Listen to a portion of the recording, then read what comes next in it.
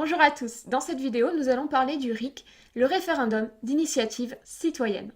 En se basant sur l'article 6 de la Déclaration des droits de l'homme et du citoyen de 1789, les Gilets jaunes demandent la modification de l'article 3 de notre actuelle Constitution, la Constitution de 1958. La souveraineté nationale appartient au peuple qui l'exerce par ses représentants et par la voie du référendum. Cette nouvelle version établirait l'existence d'un référendum d'initiative citoyenne en toute matière, y compris constitutionnelle, et de la ratification des traités. Une pétition a été lancée à ce sujet. Le RIC ferait, dit-on, du peuple le législateur en dernier ressort, c'est-à-dire que le peuple pourrait forcer les élus à respecter enfin leurs promesses, chose qu'ils ne font pas souvent, en organisant par exemple des référendums pour faire passer une loi, voter une loi, abroger une loi ou tout simplement révoquer un élu. Bref, l'objectif est d'avoir enfin une politique véritablement représentative de la volonté du peuple et de ses intérêts. Les partisans du RIC affirment que l'article 6 de la DDCH de 1789 ne serait pas réellement appliqué, puisque le peuple n'exercerait pas vraiment sa souveraineté, alors que la loi devrait être l'expression de la volonté générale. Et pourtant, je vous confirme que cet article est bien appliqué et je vais vous démontrer comment, parce qu'il n'est pas forcément appliqué comme vous l'entendez. En revanche, pourquoi les médias et les no politiques réagissent plutôt froidement à cette demande de mise en application du référendum d'initiative populaire? L'idée n'est pas farfelue, je veux dire, plusieurs pays dans le monde ont mis cette initiative en application et ça se passe très bien. Par exemple, pour citer que l'Allemagne, la Suisse, l'Italie, les États-Unis. Alors certes, on pourrait objecter que ce sont des États fédéraux ou régionaux, donc la structure est différente. Les régions ou les États fédérés ont un petit peu plus d'autonomie, ils peuvent voter dans un champ un petit peu plus large pour décider de leur propre politique.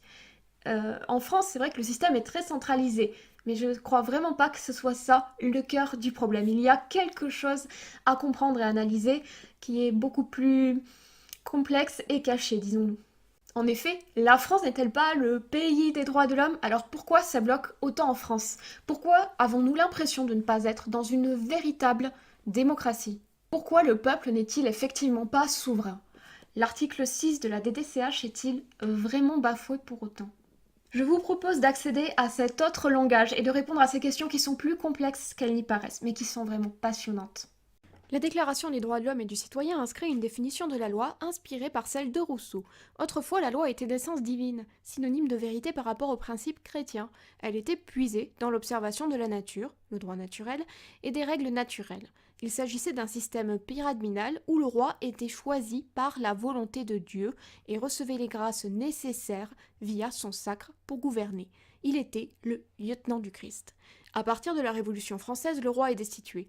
La loi n'émane plus du lieutenant du Christ d'en haut, mais la loi devient l'expression de la volonté générale. Et qu'est-ce que signifie volonté générale, cette drôle d'expression? Finalement, à quoi les citoyens obéissent-ils vraiment? Ou à qui? Dans son contrat social, Rousseau prétend que les hommes s'entretuent à l'état sauvage et que les plus forts deviennent des tyrans. Il fallait donc trouver une solution pour assurer la liberté et l'égalité de tous. Et pourquoi pas une forme d'association au sein de laquelle chaque personne serait protégée par la force commune. En échange, acceptant ce contrat social, chacun renonce à sa liberté naturelle, mais tous en tirent un bénéfice supérieur, la conservation de leur vie. Les membres agrégés forment ainsi un peuple, un corps social, une nation. La volonté générale n'est pas la somme des volontés de chaque citoyen, ni la volonté de la majorité. C'est la volonté unitaire, la volonté de ce corps social assemblé, formé de tous. Chaque citoyen abandonne sa volonté individuelle dans celle d'un corps unitaire qui constitue la nation. Cette volonté générale a pour objectif le bien de la nation, soit le bien de tous. Pour établir des règles justes et égalitaires, elle produit un acte. C'est la loi.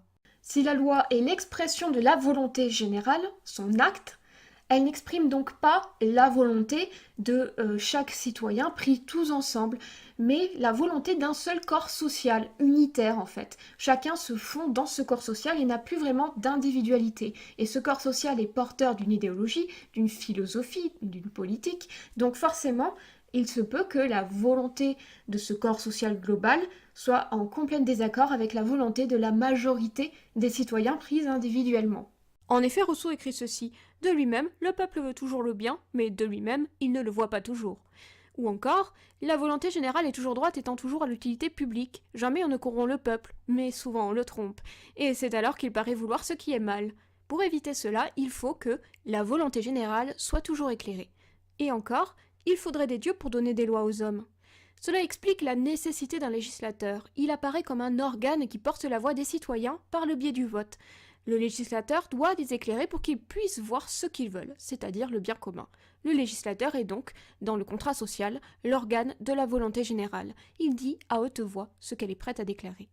Donc vous voyez qu'avec ces idées-là de Rousseau, en tout cas, qui ont inspiré la Déclaration des droits de l'homme et du citoyen, et de toute façon tout l'esprit des Lumières, le peuple ne peut pas, en aucun cas, même en dernier ressort, être le législateur, puisqu'on part du principe qu'il peut se tromper, qu'il n'est pas assez éclairé, qu'il a besoin d'être éduqué, et qu'il a besoin d'être guidé. Est-ce que vous voyez un petit peu le parallèle avec la situation actuelle ? Quand on nous parle de populisme ou de peuple qui vote mal, j'y reviendrai un petit peu plus loin dans cette vidéo.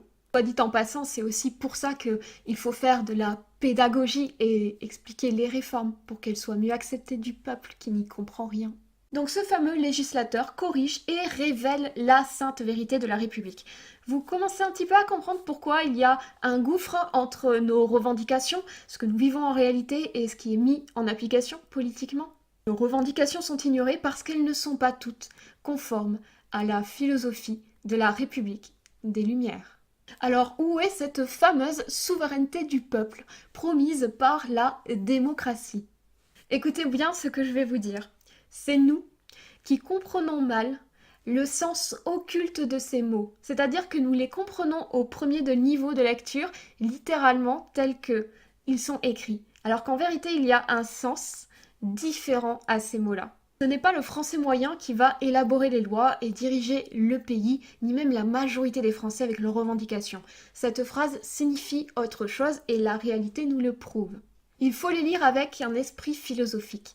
Quel est le véritable sens de l'expression « la souveraineté appartient au peuple » ? C'est fondamental de comprendre cela. Déjà, il y a une confusion que je voudrais rapidement éclaircir entre les termes de souveraineté nationale et de souveraineté populaire. Pour bien comprendre de quoi on parle, il faut très rapidement passer en revue ces définitions. Le terme de souveraineté nationale a été théorisé par l'abbé Sieyès dans son ouvrage Qu'est-ce que le tiers-État 1787-88. La nation est conçue comme une entité abstraite, distincte du peuple, qui est obligée de passer par des représentants pour exprimer sa volonté. Le suffrage est alors nécessaire, car s'il n'y a pas de représentants élus, il n'y a plus de nation. Là, on est dans le schéma de la démocratie représentative, c'est-à-dire que l'élu est indépendant et qu'il fait ce qu'il veut en fait, malgré son mandat représentatif. Il ne sera pas sanctionné s'il ne tient pas ses promesses. La souveraineté populaire est quant à elle le principe selon lequel la souveraineté appartient au peuple, soit l'ensemble des citoyens. Il peut en déléguer l'exercice à des représentants, comme durant l'an 3, ou l'exercer lui-même en totalité ou en partie, comme en 1793. Dans cette conception, on trouve notamment le mandat impératif, c'est-à-dire que l'élu a l'obligation de respecter les directives de ses électeurs. Mais ce qui est compliqué, c'est que la Constitution de 1958 conjugue à la fois le principe de souveraineté nationale et de souveraineté populaire, puisque par exemple le peuple élut ses représentants, comme les parlementaires, les députés, le président de la République, mais il exerce aussi une forme de souveraineté populaire puisqu'il a quand même la possibilité de répondre à des référendums, même s'il n'a pas cette initiative-là encore. Donc vous voyez que si on la comprend, mais dans son esprit philosophique, la Constitution de 1958 n'est déjà plus tellement en contradiction avec ce qui est écrit dans les droits de l'homme, donc ces droits fondamentaux. La République française voue un culte à la Déclaration des droits de l'homme et du citoyen. C'est au sein de notre pays que l'orthodoxie révolutionnaire est née. C'est un esprit particulier qui a eu un rayonnement d'ailleurs assez particulier aussi sur le monde, et un esprit qui est unique en son genre. La France est le pays de la Révolution, c'est le caractère des Français en fait. Et le RIC, le référendum d'initiative citoyenne, est à la fois en contradiction et aussi dans le prolongement de cet esprit révolutionnaire. Réfléchissez 2 minutes.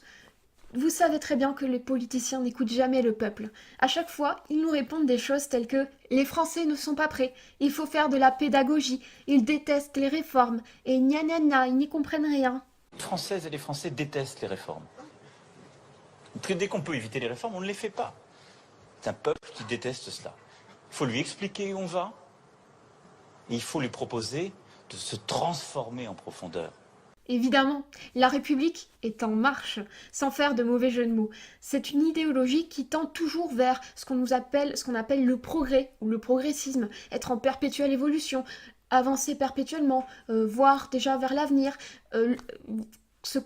considérer le passé ou l'ancien régime, c'est un péché en soi, puisque c'est fini, c'est dans les archives de la France en fait, c'est être réactionnaire, c'est être rétrograde, c'est être bigot que de s'intéresser à notre héritage passé. Il n'y a pas d'histoire, il n'y a pas de passé, il y a juste un avenir, toujours en perpétuelle évolution. Combien de mesures sont prises contre l'avis du peuple parce que celui-ci n'est pas jugé suffisamment éclairé pour savoir ce qui est bon pour lui ou tout simplement pour décider de ce qui est bon pour le pays. Par exemple, les réformes de programmes scolaires, le mariage pour tous, la PMA pour toutes et bientôt, oui, on y arrivera malheureusement, et la GPA. Donc il faut éclairer ce peuple. Voyons, il ne faut pas l'écouter. Sinon, on tombe dans l'obscurantisme, on tombe avec des anti-lumières, on tombe aussi dans le populisme, le peuple fait n'importe quoi. Ça peut être extrêmement dangereux. Vous imaginez qu'avec le RIC, on donnerait aussi la parole à l'extrême droite? Non mais les gens pourraient proposer n'importe quoi, par exemple, ils pourraient proposer qu'on arrête l'immigration, qu'on arrête le métissage, qu'on ne légalise pas la PMA pour toutes, ni l'adoption pour les couples homosexuels, ni la GPA. Ça va à contrario des valeurs de la République, en fait. Et puis, comprenez-les, les politiciens ne créeraient plus de référendum. Ils pourraient plus poser la question d'une manière bien tournée pour que, comme ça, on n'ait pas tellement le choix quand on vote oui ou non, pour ou contre.